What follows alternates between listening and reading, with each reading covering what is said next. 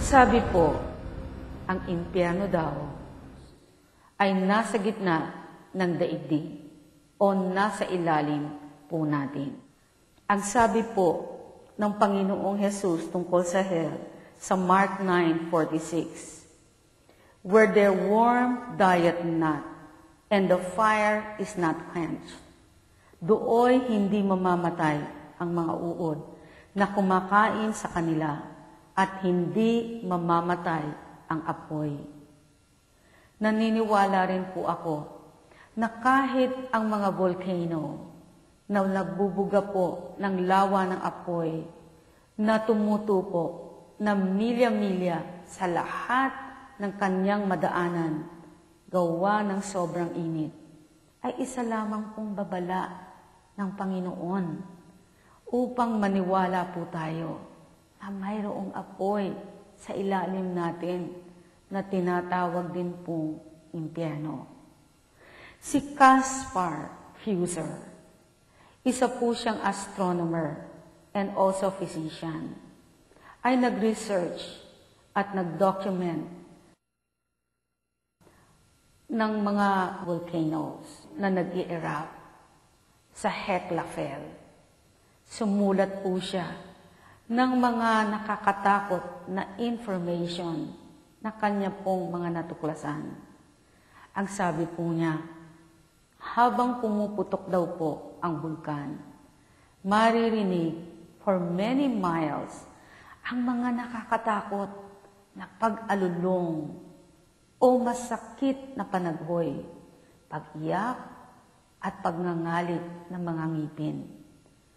Mayroon din pong mga naniniwala na nakarinig na nito, na ito nga po ay galing mismo sa mga volcanoes. Totoo po, mayroong hell. Ito po ay nasa ilalim po natin. Bilang panghuli, gusto ko pong agtapat sa inyo. Ang inyo pong maririnig ay pwede pong magbigay ng matinding takot sa inyo. Hindi po naging madali sa aming lahat ang gawin ang episode na ito. Pero ako po mismo ay burden sa sobrang pag-aalala sa maraming tao na binabaliwala ang kasalanan, ang pagpatay, pagnanakaw, pang-aapi, walang takot na pandaraya, kasinungalingan, kasakiman sa salapi at kapangyarihan, katanyagan, paglapastangan sa katawan na templo po ng banal na Espiritu at pinagbayaran ng Panginoong Jesus ang kasalanan sa lahat ng guilty po of sinning at gustong makawala rito. Makinig po kayong mabuti. Ang cover po ng Discover magazine noong August 2002 ay nagtanong, what's really at the center of the earth? Ayon po sa ating pinag-aralan, alam po natin kung ano talaga ang nasa gitna ng daigdig. Jesus told us, there is a lake of fire with millions of people burning, weeping, screaming, wailing, and gnashing of teeth. Sa isa pong kilalang newspaper sa Finland, ay nag-appear po ito.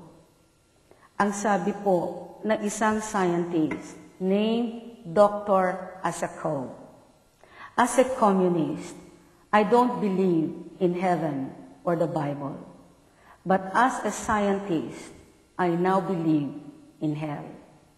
Needless to say, we were shocked to make such a discovery.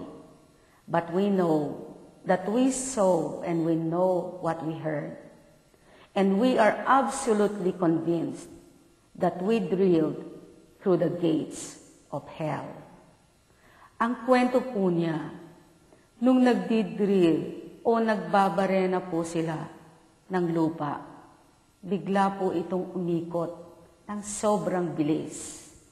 Ang ibig sabihin, mayroon po silang nahukay o naabot na empty space o parang butas ng kuweba. Yun pong pangkuha nila ng temperature ay sumobra ang increase ng init to 2,000 degrees Fahrenheit. Ang ginawa po nila, nagbaba po sila ng microphone na designed para po ma-detect nila ang tunog ng mga plate movements sa ilalim. Pero imbes na plate movements ang marinig po nila, ang narinig po nila ay human voice screaming in pain. Akala po nila, yun pong sound ay nanggagaling lamang sa kanila pong mga equipment.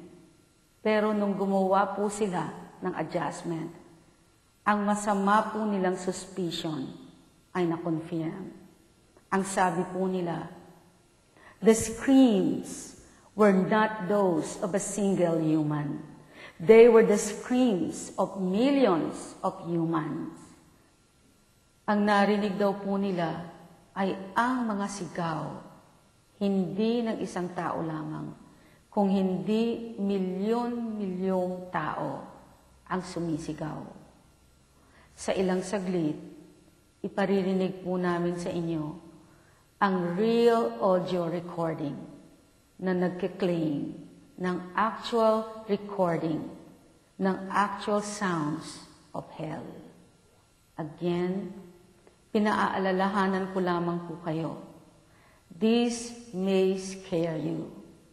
So I pray and plead the blood of Jesus to cover you and protect you.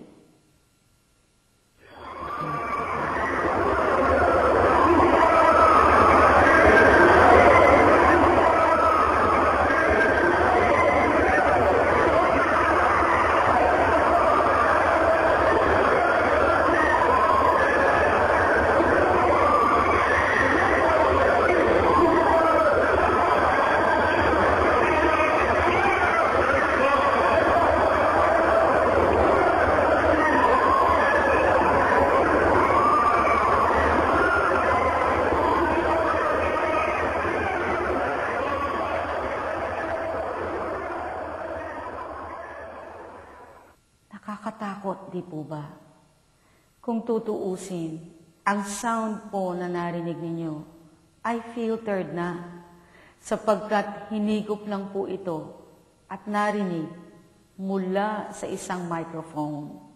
Pero try to imagine kung actual sound na po ito sa loob ng impyerno mismo ang maririnig mo day and night, forever and ever, kung ikaw ay naririto.